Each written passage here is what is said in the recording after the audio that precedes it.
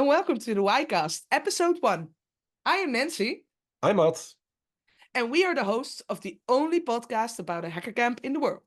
This volunteer-run event will take place next year in the Netherlands, 42 kilometers above Amsterdam, from August 8th to 12th, 2025.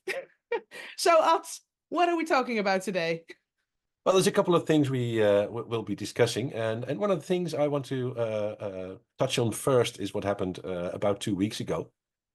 In Eindhoven at Hackalot, we had Fallfest, the most recent in-person Orgameet for the event, and we were there together.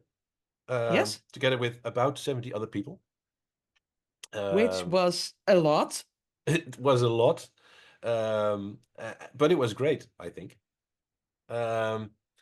So first of all, you have to imagine that we have 42 teams, and not even everyone was there present at this meetup. So there's even more people working behind the scenes getting this event up and running. But having 70 people in one room who all have the same goal, making this an awesome event, is very productive, I could say. Yes. There has been done more during those few hours in there than there has been in the weeks prior, I think, which is awesome. And what were your highlights? Well, I'm all up for remote first, but this seeing and meeting each other and have leaders and leaders of Club Mate going on there. First, thanks to Hackalot for hosting us. The fun fact is they just recently had a new space, so they're based in a church now, which helps a lot when you want to have 70 people of a community in one space. I think Crystal, my co-chair of IFCOT, did a great job in opening everything and welcoming everything, because without everybody volunteering, this event is not happening. And all the things we spoke about and all the teams who were getting together, and whether it was about the food court or the permits or the family zone or the nuts, team nuts. You can look it up on the wiki what that means. I think it was great. And also we did a lot of interviews for the WHYcast. So that too. Yeah, we got a lot of content already from there, which is also pretty cool. Thanks, Stitch, for using your office for it. Because we had a nice cyber museum background there, so that was cool. And I think the overall vibe was very enthusiastic and looking forward to everything. Team Terrain did a really great job in presenting the terrain and all some of the bumps that we also have to take into account.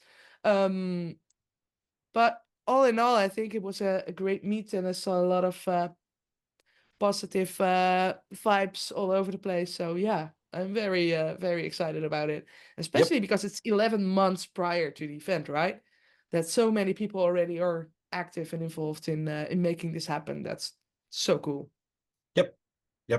And also the terrain talk. I mean, having terrains designated as the desert, the Badlands, and the Boneyard. I mean, yep. Very interesting, yeah. And we had the bit of huisstijl shown there. Yes, look at the banner. If you're listening to this podcast, please check out the YouTube, because on screen currently is the banner for the event. Yeah, and team volunteers also made some very lovely posters, which is over there, but that's not quite clear. But I think you can download them at the wiki as well. Oh, okay, this is not working out, which is fine. This is fine. It says volunteers needed, and they've been passed along to all the hackerspaces, so the posters are everywhere on the hackerspaces. And we had loads and loads and loads of stickers. So if you Obviously. need stickers, want stickers, go to Hackerspaces. I will show them in front of the camera. Ooh. In all kinds of different colors, and you can stick them anywhere. Yep. Legal. Yes. So the poster says volunteers needed. If you go to the wiki, there's a vacancies position there, page that lists a lot of the vacancies still open. Yeah. Link will be in the show notes. But you mentioned you had a couple of interviews at Fallfest. Mm-hmm. And I know that one of them was with Dany from Team Content. Yes. Mm-hmm. And content is obviously quite important for an event like this, because part of the conference is just being there and see friends, but also going to lectures. Yeah, and we going to have talks. every event we have at least 200 talks and workshops, and one of the highlights, because there were a lot of highlights, but one of the highlights of Fallfest was that the CFP is open. So now you have the possibility, if you want to be share cool knowledge on a stage, you can sign up. And they also need reviewers, by the way, which Dany will also talk about. But yeah, the CFP is open. So if you have a cool subject, the thing you want to talk about or anything, you can head over to the CFP page and sign up your talk. Links will be in the show notes wherever they are on your favorite podcast app, or down there in the YouTubes. Yeah. Well, maybe now it's time to listen to Dany, I guess. Yes. Perfect.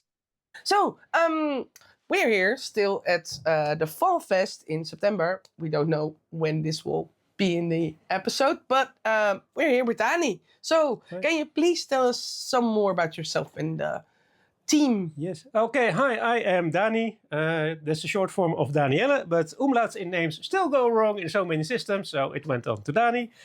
I am in team content. Mm-hmm. So we are working on the CFP and making sure that we have some nice speakers on the event. I've heard a lot of people ask me, what does CFP stand for? What does it mean? It's a call for papers, or call for proposals, or call for presenters. Basically, if you want to talk to at WHY, you're gonna send in a proposal, call for proposals, which one I want to talk about this subject or this subject, and this is my idea. Very cool. And what do you already have an idea of what type of content we are looking for WHY, or is it okay? We have for WHY. We want, of course, talks that connect to our event, connect to our scene. So we have 4 streams of topics. We have wonderful creations, everything that you have created from scratch, and that can be art, it can be software, it can be hardware, it can be anything that is somewhat related. Cookies, if you have the greatest cookie recipe. We have the influencer here as then well. Then cookies is fine too. If you're doing something with what somebody else did, and then we have hacking. Hacking is for everything that is, I fixed it, I broke it by fixing it, I fixed it by breaking it, or just doing something what hacking is. Again, software, hardware, humanware, whatever. Then we have Yearn for a Better Future. And that is all about building a better world by political talks, self-improvement, environmental stuff, things like that, things that will improve the world or people. If you're like, well, those are 3 things, I'm not really sure what it is. We also have the square hole, because everything fits into the square hole. Very good. So those are the 4 main streams of content that we want. There's going to be a longer description on the website. Of course, if you go to the CFP site, you see a bit longer description already. And we're working on a long format blog post about what the entire idea and philosophy is.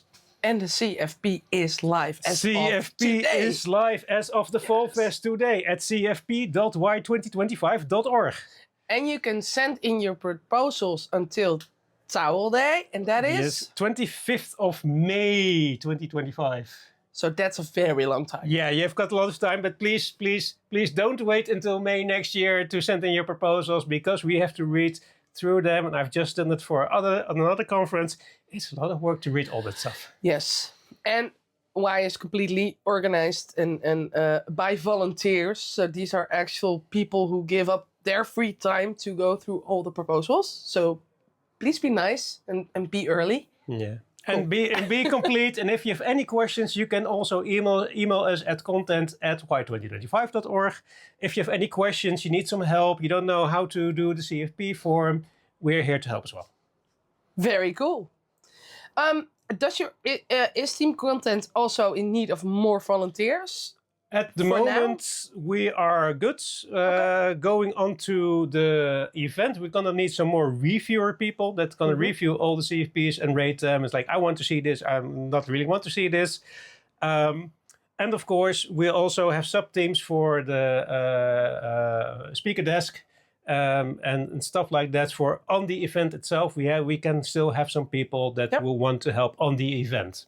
Yeah, and also in former events, I have been a herald. That's also a part of your Herald team, is also right? one of our bits. Herald is people who Hear ye!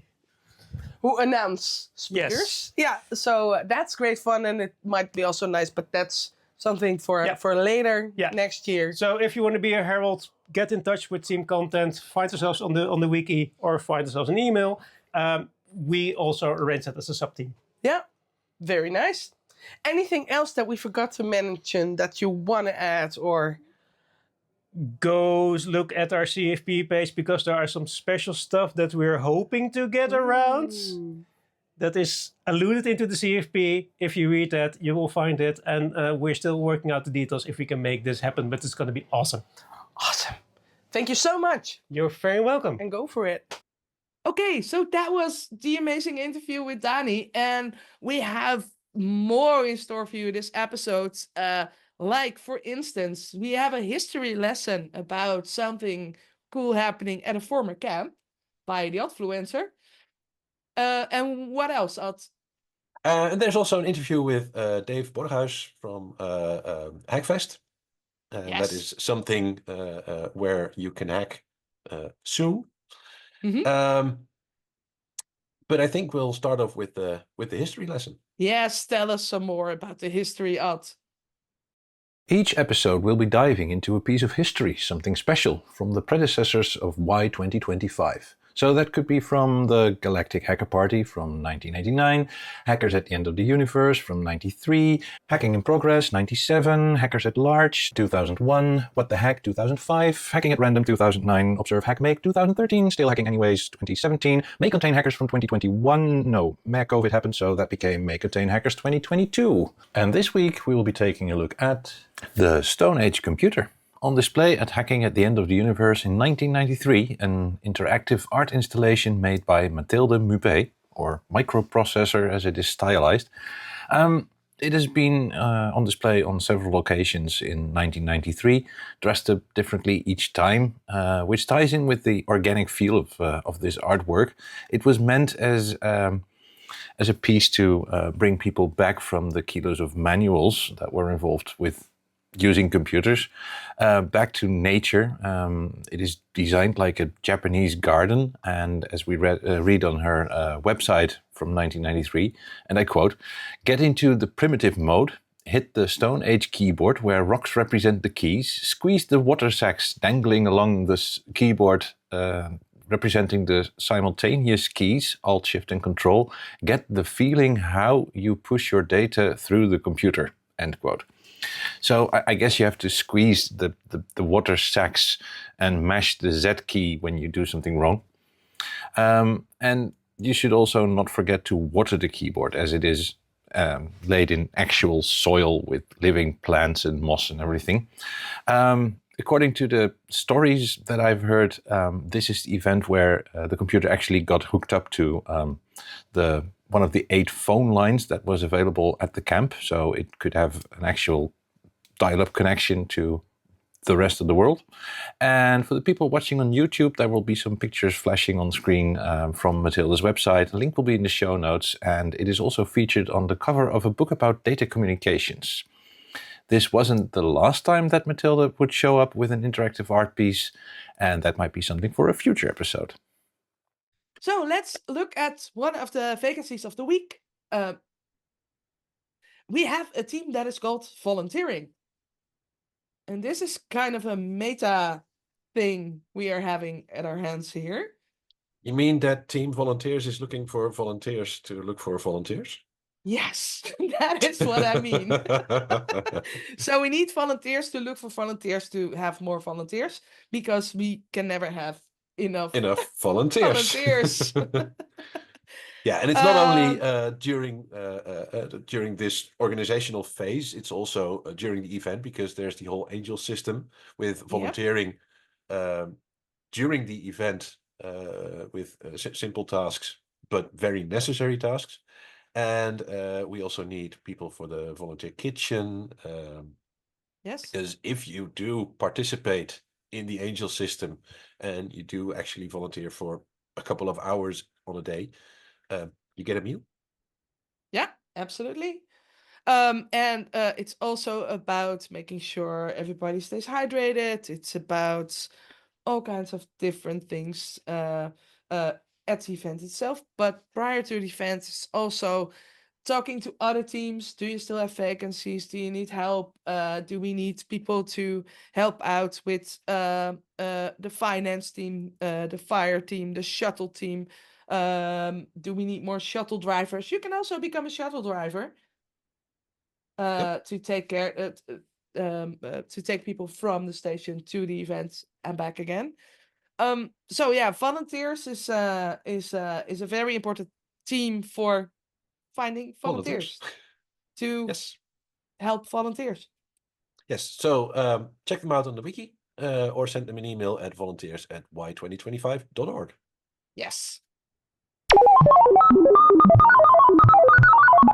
Each week, we will share where you can find why-minded people, where to hack.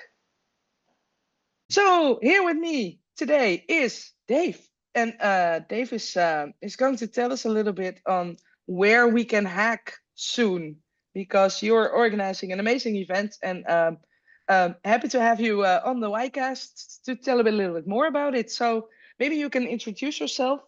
Yeah. Maybe also what you're doing organizing Hackfest, and maybe also a little bit about what you intend to do for Why. So yeah, my name is Dave Borghuis. I am also volunteer at Why. So this year I gonna help with the permit part. And I was also volunteer in previous camps. So one camp I was the lead of the lights and audio. Another one I had my own village called Retro Village with Commodore 64 and Amiga and stuff like that. So I was already quite busy with all kind of computer stuff.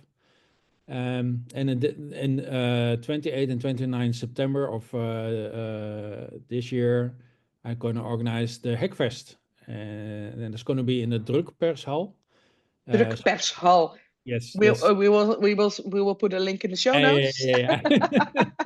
But it's a very old building where previous the newspapers were printed. Oh, that's awesome. Cool. Kind of awesome big space, very high, very industrial. So yeah, that's what I like. Very suitable for an Hackfest. Yeah, I thought so. So so it took a little bit of effort to get it all organized, but we're gonna do the festival itself. Okay, so Hackfest is 2 days. It's on a Saturday and a Sunday. Yeah, that's and right.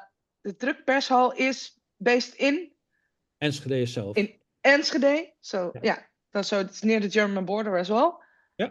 So all Germans are also welcome to. Germans are always welcome. Also, of course, everybody is welcome. Yeah. And can you tell me a little bit about the content? What will happen when I look at the speakers program, for instance?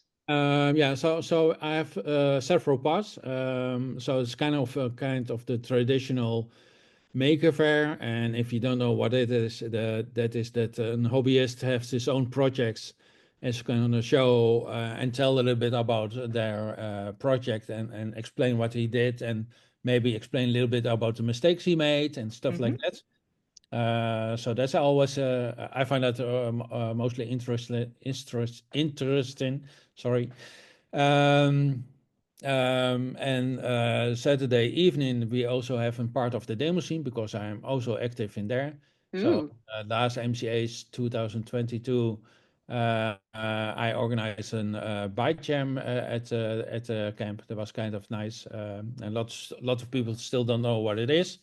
So a real very What is it? A yeah. demo scene?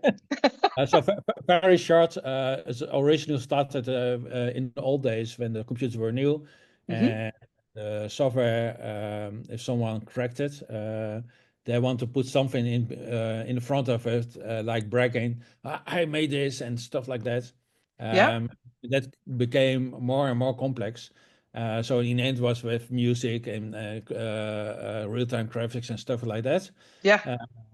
So and after some time, the cracking itself became illegal, so people don't want to do that anymore. But still, like want to make the demos, still want to make the music, the effects, and stuff like that.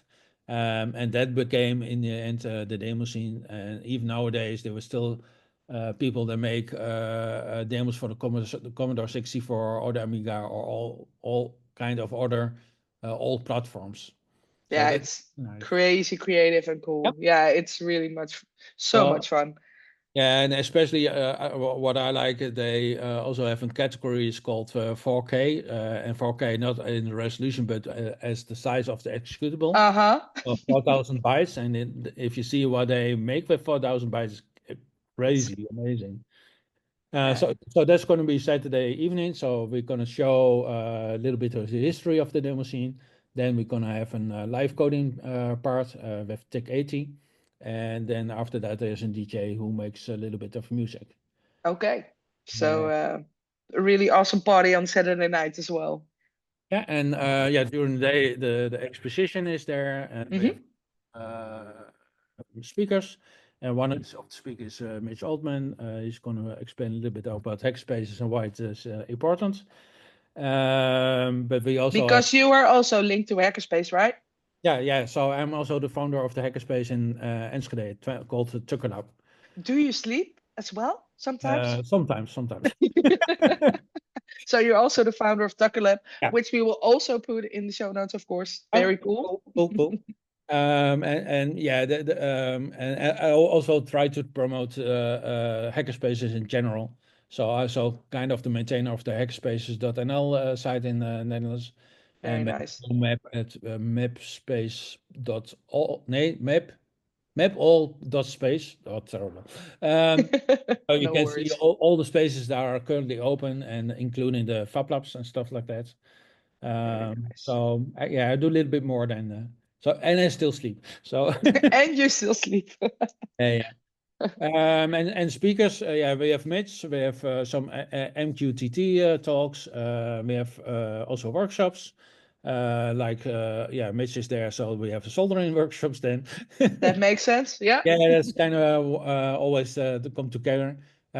Some guys of the lockpicking village that's normally in hacker camps is also there. Nice. Yeah. And then we have how to make your own digital ID. The last part we're gonna have is kind of hacker launch. So that's kind of what you see at the Congress. So you can sit down there with your laptop and hack around and be social or not social, whatever you want. Yeah.